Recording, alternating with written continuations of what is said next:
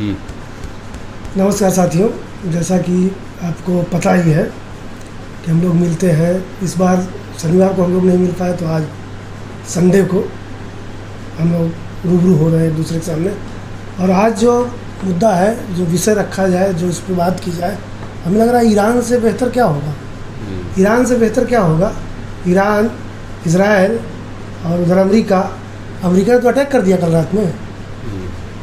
वहाँ के परमाणु संयंत्रों पे फोर्दो जो था उनका, उसको उड़ा दिया।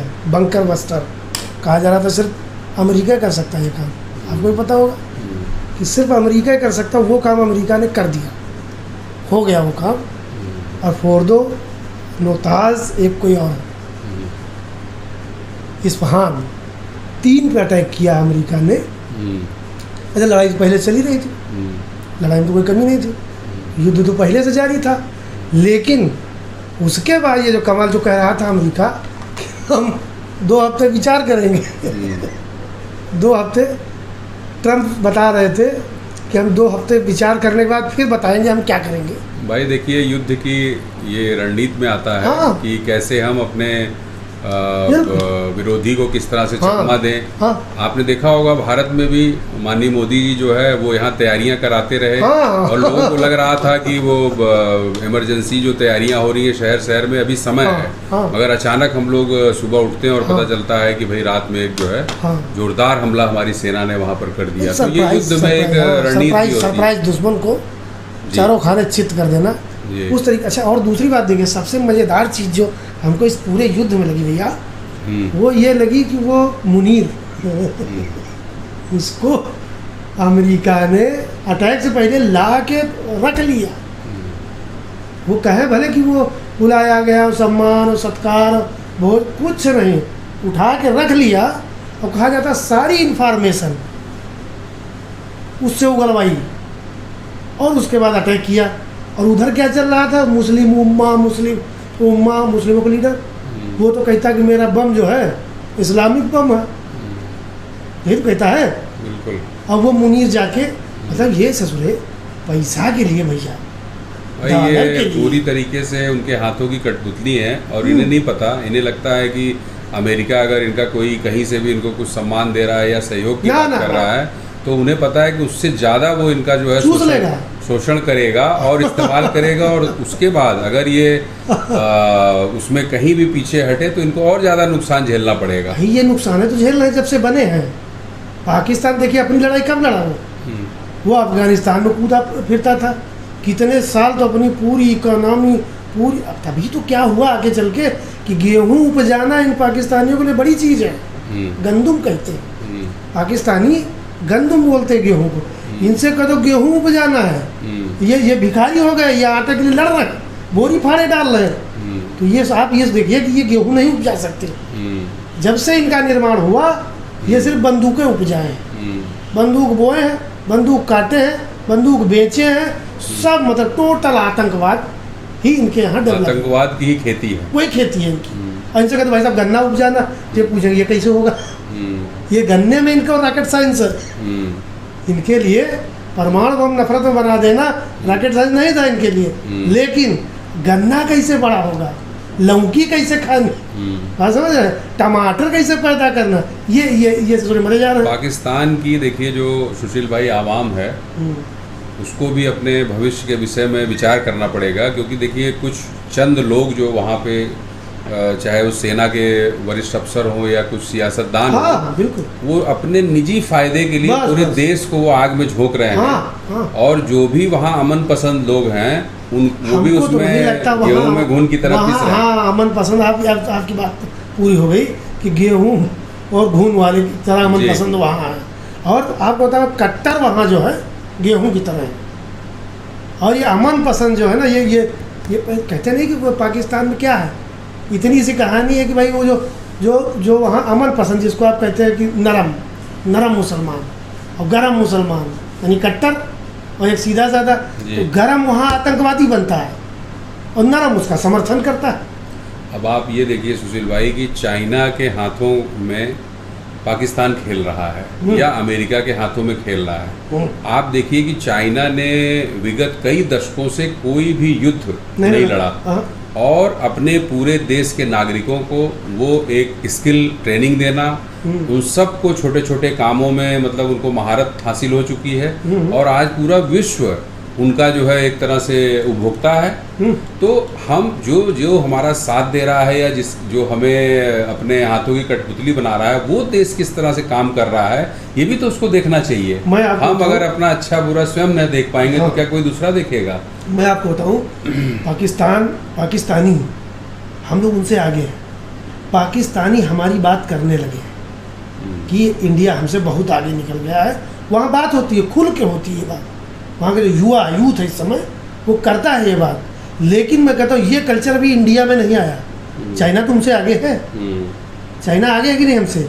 हम अगर चाइना की तारीफ कर दें, चाइना की बड़ाई कर दें, चाइना जो असल में जो विकास किया है जिस तरीके का, आप समझ रहे हैं, हम वो आईना अगर एक बार भारत में दिखावें, अपने लोगों को दिखावें तो यहाँ हम लोग देशद्रोही हो जाएंगे।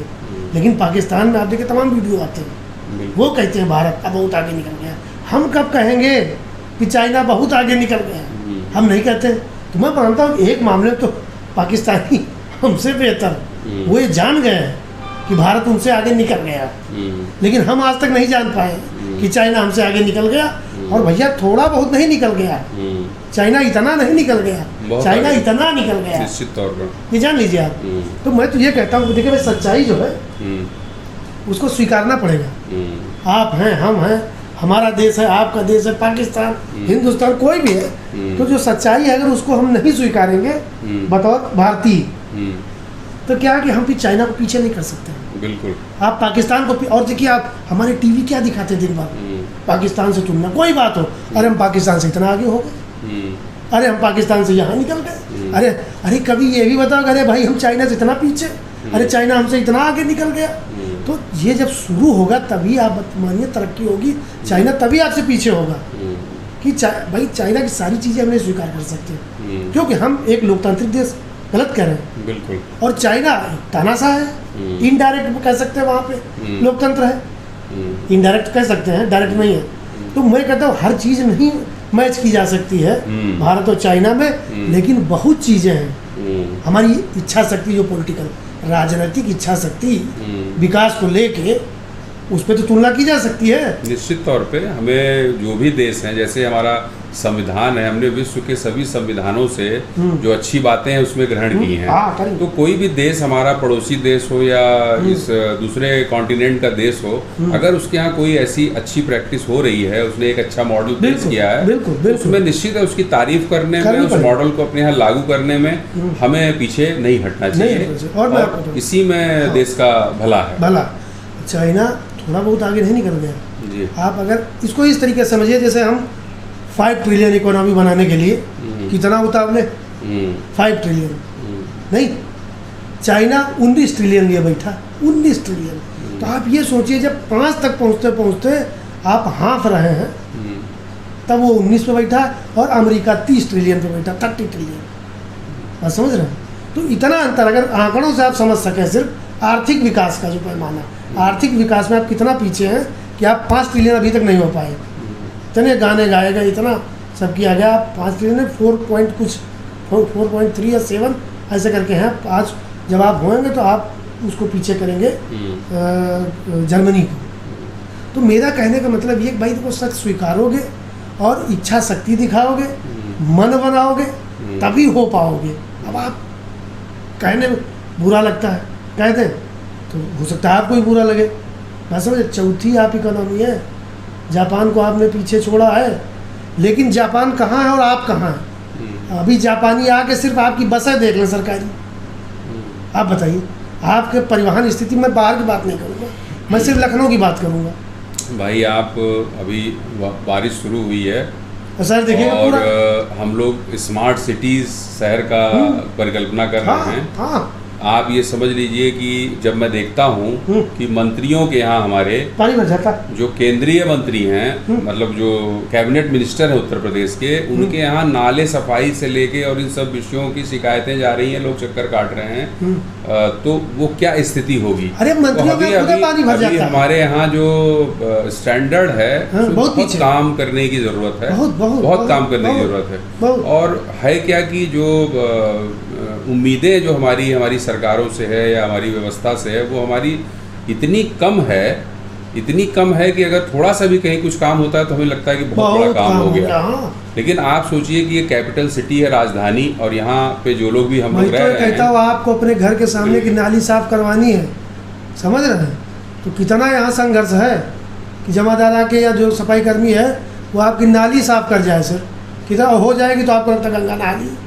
तो ये जो व्यवस्था आप लेके चल रहे हैं, चाइना के टक्कर पर कहाँ आ पाओगे आप बताओ, कहाँ आ पाओ, कैसे आ पाओगे।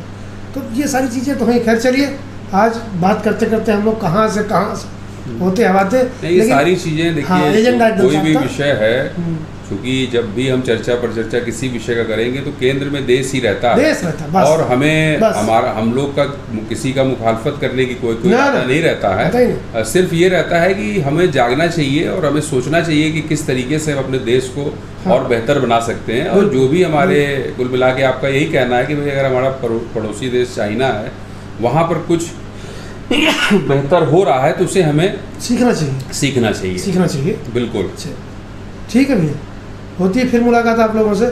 ऐसे ही हम लोगों को डिबेट न समझा जाए, हम लोगों की मन की बात समझी जाए, ये हम लोगों के मन की बात गलत करें भैया। बताओ नागरिक, बताओ इस देश के नागरिक, हम लोगों के मन में क्या चल रहा है, ये वो बात है। विमर्श और चर्चा पर चर्चा से ही बातें लोकतंत्र का तो आधार है, ये उसका आधार है। चलिए जी, बहुत बहुत धन्यवाद।